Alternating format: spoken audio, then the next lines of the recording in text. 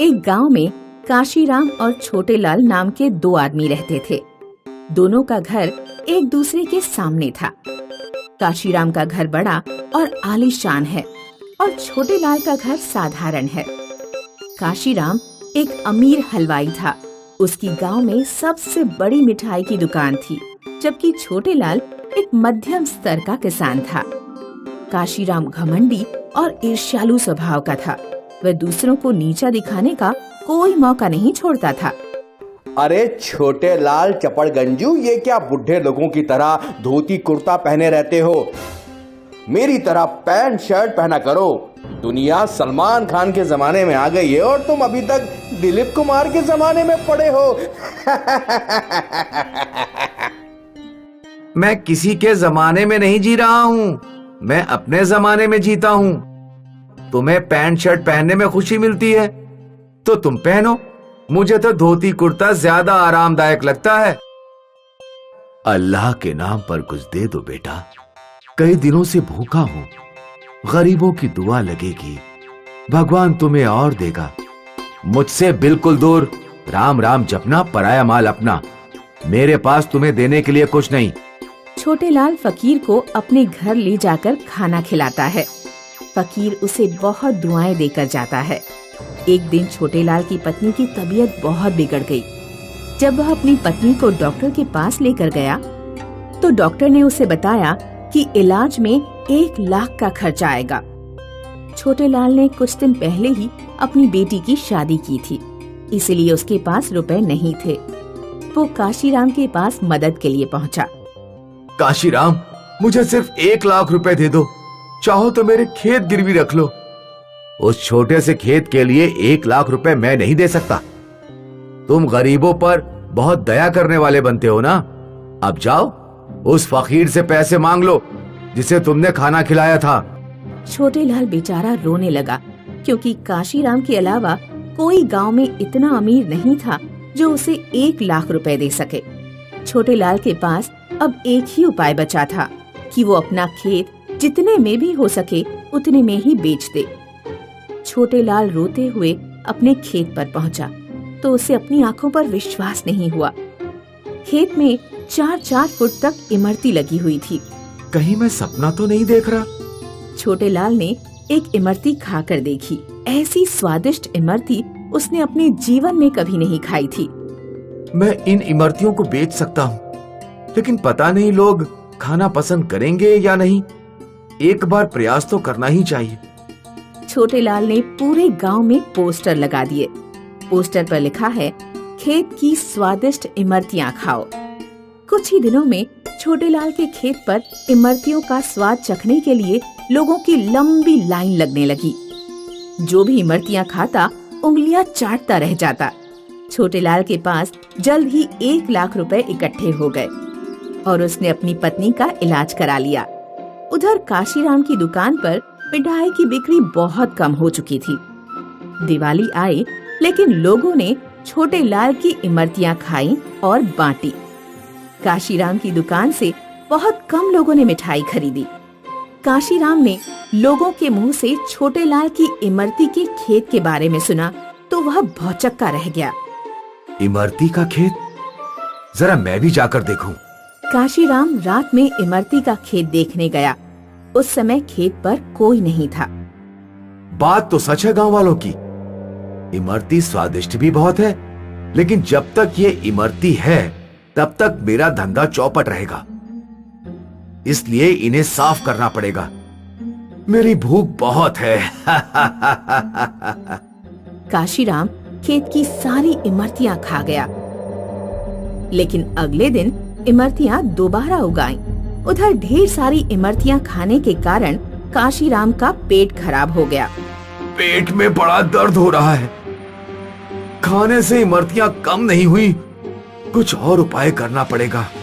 काशीराम अगली रात रोलर लेकर खेत पर पहुंचा और उसने रोलर से सारी इमरतियां कुचल डाली। अब आया मजा। मुझे नहीं लगता कि अब इमरतियां दोबारा उगेंगी।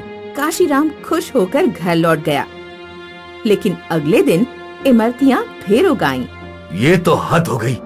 लगता है इन इमरतियों को नष्ट नहीं किया जा सकता, लेकिन एक उपाय है जिससे लोग इमरतियां खाने नहीं आएंगे। काशीराम एक ट्रक में ढेर सारी मधुमक्खियां भरवा कर ले आया। अब सारी इमरतियों में मधुमक्खियां लग जाएंगी और छोटे लाल का खेत बर्बाद हो जाएगा। मधुमक्खियों के डर से लोग भी यहाँ इमरतियां खाने नहीं आएंगे। काशीराम ने जैसे ही ट्रक का दरवाजा खोला, सारी मधुमक्खियां निकल पड़ी। लेकिन हवा का एक झोंका आया जिसने मधुमक्खियों की दिशा काशीराम की तरफ कर दी। सारी मधुमक्खियां काशीराम पर लिपट गईं और उसे काटने लगी। अरे मर गया रे, बचाओ, कोई बचाओ मुझे। इस तरह काशीराम अपने ही जाल में फंस गया। मिलकपुर नाम का एक सुंदर गांव था। गांव में साहिल नाम का एक गरीब आदमी अपनी पत्नी के साथ रहता था। साहिल एक दिन काम से लौट रहा था तो उसकी नजर बिरजू पापड़ वाले की दुकान पर पड़ी। बिरजू के पापड़ पूरे गांव में फेमस थे। गिरजा रोजाना दाल आलू खाकर बोर हो गई होगी, क्यों ना आज उसके लिए पापड़ ले जाऊं, वो खुश हो जाएगी। साहिल दुकान पर गया और दुकान वाले से पापड़ मांगे। 100 रुपए हैं तुम्हारे पास? 100 रुपए तो नहीं है बिरजू भाई, 20 रुपए हैं। 20 रुपए में मैं एक पापड़ भी नहीं दूंगा। बिरजू भाई, पापड़ इतने महंगे भी नहीं हैं कि 20 रुपए में एक पापड़ भी ना मिल सके। मेरी दुकान पर प्रीमियम पापड़ मिलते हैं। तुम्हें सस्ते पापड़ चाहिए तो किसी घटिया दुकान से खरीद कर ले जाओ। अब जाओ यहाँ से, मेरा टाइम खराब मत करो।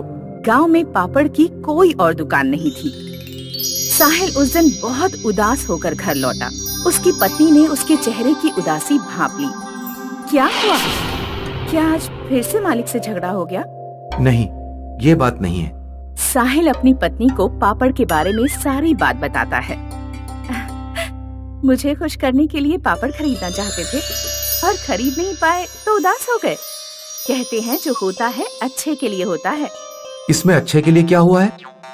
आपने बताया कि गांव में पापड़ की कोई और दुकान नहीं है। मैं बिरजू से अच्छे और सस्ते पापड़ बना सकती हूँ। हम अपनी पापड़ की एक दुकान खोल सकते हैं। तुम अपनी नौकरी छोड़ दो। पैसे भी तुम्हारा मालिक बहुत कम पैसे देता है। लेकिन दुकान खोलने के लिए शुरुआत में कुछ पैसे भी तो चाहिए। मैं अपने गहने बेच दूंगी। साहिल ने नौकरी छोड़कर अपनी पत्नी के साथ पापड़ की दुकान खोली। उसने अपनी दुकान पर स्वादिष्ट और सस्ते पापड़ बेचने शुरू किए। गांव का गरीब से गरीब आदमी भी साहिल की दुकान पर पापड़ का मजा ले सकता था। धीरे धीरे बिरजू की दुकान से ग्राहकों की संख्या घटती गई और साहिल की दुकान पर भीड़ बढ़ती गई। साहिल गांव में आने वाले साधु महात्माओं को फ्री में पापड़ खिला देता था। उस दिन साहिल को पापड़ क्या नहीं दिया, उसने अपनी दुकान खोलकर मेरा धंधा ही चौपट कर दिया। लेकिन वो चिंता ना करे, मैं भी उसकी जिंदगी चौपट कर दूंगा। बिरजू अमीर तो था ही। उसने कुछ चोरों को बुलाया और उन्हें पैसे देकर कहा, साहिल के घर डाका तो डालना ही है, साथ में उसके सारे पापड़ भी फोड़ डालने हैं। चोर साहिल के घर में घुस गए। पहले उन्होंने साहिल और उसकी पत्नी को बेहोश कर दिया। फिर पैरों से कुचल कुचल कर सारे पापड़ फोड़ डाले और सारे पैसे उठाकर भाग गए। अगले दिन जब साहिल और गिरजा को होश आया तो उन्होंने देखा कि सारे पापड़ फूट चुके हैं और पैसे भी गायब हैं। साहिल और उसकी पत्नी दरवाजे पर बैठकर रोने लगे। उनके पास अब न पापड़ थे और न दोबारा धंधा शुरू करने के लिए पैसे। एक महात्मा साहिल के घर आए। तुम्हें शायद याद नहीं होगा, पर उस दिन मैं बहुत भूखा था तो तुमने मुझे मुफ्त में पापड़ खिलाया था। उस दिन मेरे पास तुम्हें देने के लिए कुछ नहीं था, पर आज मैं तुम्हें एक पौधा देना चाहता हूँ। इसे अपने आंगन में लगा लो। साहिल ने महात्मा द्वारा दिया गया पौधा जैसे ही जमीन में गाड़ा, वह एकदम से बड़ा हो गया और उस पर पत्तों की जगह पापड़ लगे हुए थे। गिरजा ने एक पापड़ तोड़ा और खाकर देखा। इतना स्वादिष्ट पापड़ तो मैं कभी बना ही नहीं पाती थी। पेड़ से पापड़ कम नहीं होते थे। अगर एक पापड़ तोड़ दिया जाता तो उसकी जगह दूसरा पापड़ आ जाता। लगता है ये कोई जादुई पापड़ का पेड़ है। साहिल ने उन महात्मा को ढूंढा लेकिन वे गायब हो चुके थे।